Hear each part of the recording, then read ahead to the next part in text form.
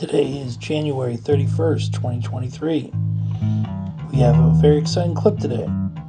Or for me, it's very exciting. It'll seem like a lot of the same images, but what's really different here is that I'm trying a whole new grip. So the left hand I'm keeping in generally the same kind of position. What's really different is the way I'm positioning my right hand. And this didn't really make too much of a significant impact on the swings, but it does make a significant impact in the feel of the swing. So the results were a little bit similar, very, very consistent through the irons, had a little bit of inconsistency with the hybrid and the 3-wood. We're going into the hybrid now. So what you first saw was the 7-iron, now we're going into the hybrid. And wasn't super happy with the consistency here. I'm going to chalk some of it up to being tired because this was probably the 4th or 5th club that I was swinging this morning.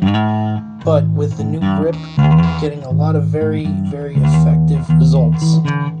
So as I was saying in a previous video, you want to hold it less like a sword and more like a magic wand. So with the left hand, that means aligning it along the ridge of the inside of the fingers and having it pretty much perpendicular with the direction of the hand, and then angling the wrist to get the club out straight. But with the right hand, you're really positioning your hand up and down along the club and then wrapping your fingers around very, very slightly. So you get very much the feeling of holding a magic wand over having your two hands one on top of the other, much like a sword of olden times would be held.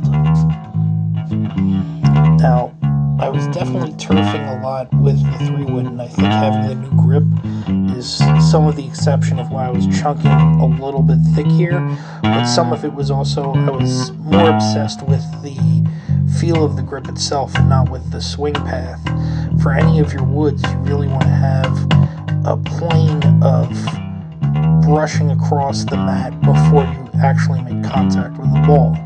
Here in the driver, that is not exactly applicable. I shouldn't say it's not applicable, I should more say that it's you're not brushing the mat, but you do want that same swing path of it being less down on the ball and more across the perpendicular axis of where the mat is. Whereas with your woods and your wedges, it'll be a circle and just touching the ground at the apex rather than brushing across the ground while it's crossing in front of you. I hope that description makes sense. I'll try and articulate it better in future videos.